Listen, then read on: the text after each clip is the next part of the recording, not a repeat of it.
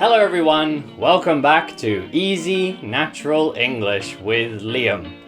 Here as usual, speaking to you with no script and no editing, so you can get used to some natural English. Because textbooks, especially the CDs that come with textbooks, can be pretty unnatural.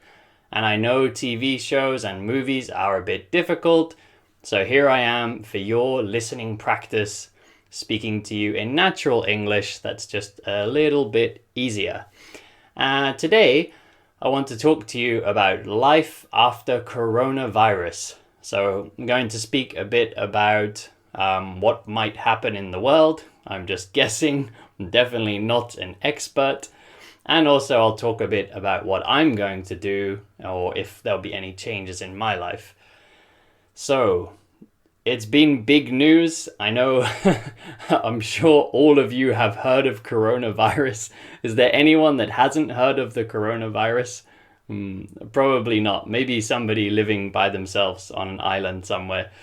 But yes, we've all been affected somehow by this situation, and it's been continuing for a long time. So yeah, what's going to happen to the world after this? Some people at the moment are saying that this situation clearly has been a very horrible situation. Many people have died, many businesses have been affected. Many people have had a really hard time with this. Some people have lost their jobs. Of course, it's had a very horrible impact on a lot of people.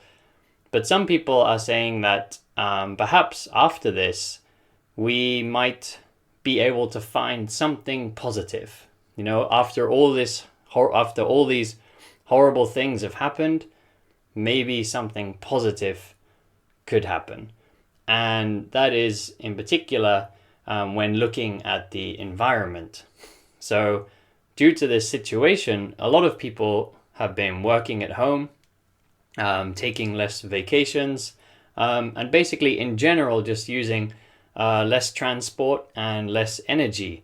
And when I say energy, I don't mean your own energy, but electricity and gas and petrol and all these other forms of energy. So, for example, here, if you've been listening for a while, I live in Okinawa, and we live close to the beach. We're very lucky.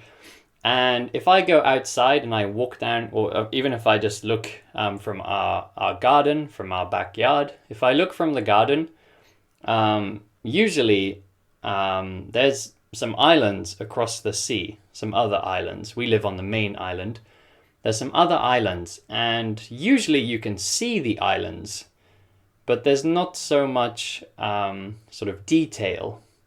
So I've only lived in Okinawa for a little while, but I've been here a few times before because this is where my wife's family lives and this is where she's from.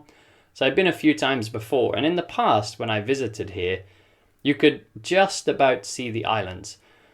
But now they're very clear.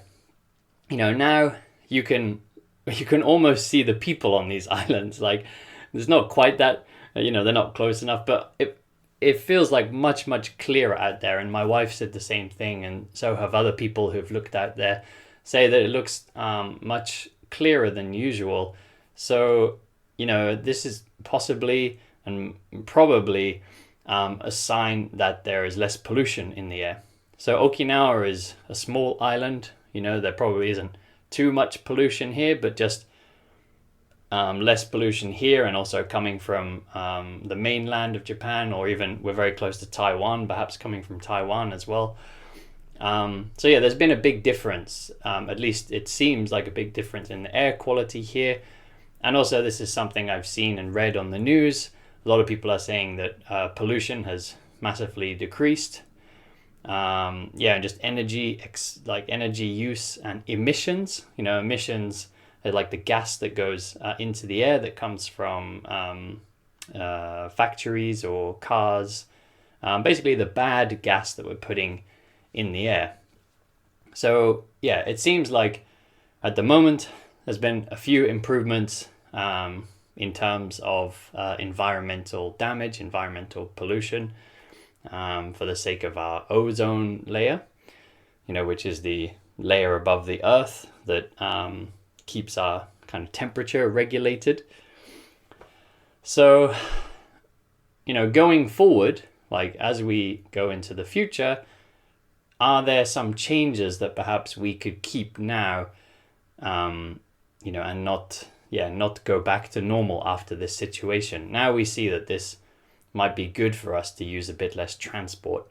So, for example, companies like Twitter, some of these big companies that, have a lot of, Twitter is a website, it's an online, basically an online business. So Twitter have realized that their workers don't need to come to the office. They can do their work at home. They've been doing their work at home during the situation, and I guess they're happy with the work. So Twitter have said after this to their workers, you don't have to come to the office. They said you can work from home if you want to. So if there's a lot of big companies like this that are making this kind of change, perhaps we'll see a lot less cars on the road, which is going to not just help the environment, but it's going to reduce traffic and things like that. So perhaps life will we'll have some improvements, we'll see.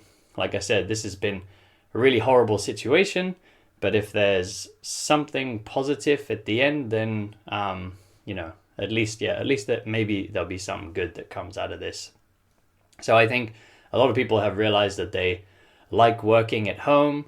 Perhaps, they also get to spend more time with their family. You don't have to take all this time to travel to work and then back home again.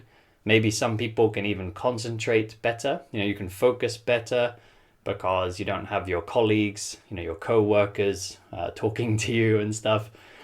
So some people have maybe found that this situation has been good for them, and perhaps they want to keep doing that after the situation's over. So we'll see what happens there. For me, I was really lucky, actually. It was just very good timing in my case, because I was teaching in an English school in Tokyo before this situation started, before we heard about coronavirus.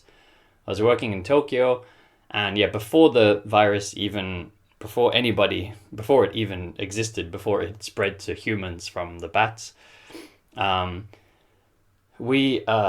should say COVID-19. There's other types of coronavirus that have been around for a long time, but the coronavirus, COVID-19, the one causing the trouble. Before this situation happened, my wife and I were talking about how we were just a bit tired of Tokyo being so crowded, being so busy. We were thinking it would be nice to get away from the city. And my wife is from Okinawa, so we said, hey, how about we move to Okinawa? But the one thing that was stopping us is there are not many jobs in Okinawa, at least not for English teachers, and both of us teach English. So I started thinking, how about teaching on the internet? So then I started teaching online through italki. Some of my listeners are already my students on italki. If you would like to become one of my students, check the link of my italki in the description of the YouTube video or on the description of the podcast, and you can come take a lesson with me on italki. So I started doing that. I made that decision before this coronavirus situation happened, and we had booked our flights here to Okinawa. And then after we arrived, this kind of situation was really getting very bad. And just by good timing, I had decided to switch from face-to-face English teaching to online teaching before this situation happened. So I was very lucky. I felt like, wow, well, good timing, for me, I'm really enjoying teaching online, and it's not something I'm just doing now during this situation. I'm going to keep doing that anyway. I really enjoy teaching from home, and I really like all my students on italki. They're all very motivated. I've had very good students in English schools before, but right now, all my students on italki are really great. So thank you to any of my listeners that are my italki students. Thank you all for taking my class. I really enjoyed teaching all of you. And I hope to see some more of you on there too. While I'm saying thank you, just thanks to everybody who listens to the podcast or watches the YouTube. And special thanks to my Patreon supporters who donate to support me and this podcast and this YouTube. So thank you to all of you. And thank you to everyone who comments, and thanks to everyone who reviews and who likes and who shares with your friends. Thank you to everybody. I wouldn't be able to do this without you. So anyway, today I'm gonna wrap it up here. That was just a little bit about what might happen with the coronavirus situation when it's finished. Who knows? Also, perhaps we'll see some world leaders being changed. Seems like some prime ministers, some presidents haven't responded very well to this, so that could be something that changes too. But anyway, thank you all very much for listening. Oh, to the podcast listeners, whenever these are a bit difficult, so if you're just listening to this, check the YouTube version, because I've started putting some sort of key words and some difficult words on the videos to kind of help you and make them a bit easier to understand. But anyway, thank you all very much for listening, and I will see you all back here next time.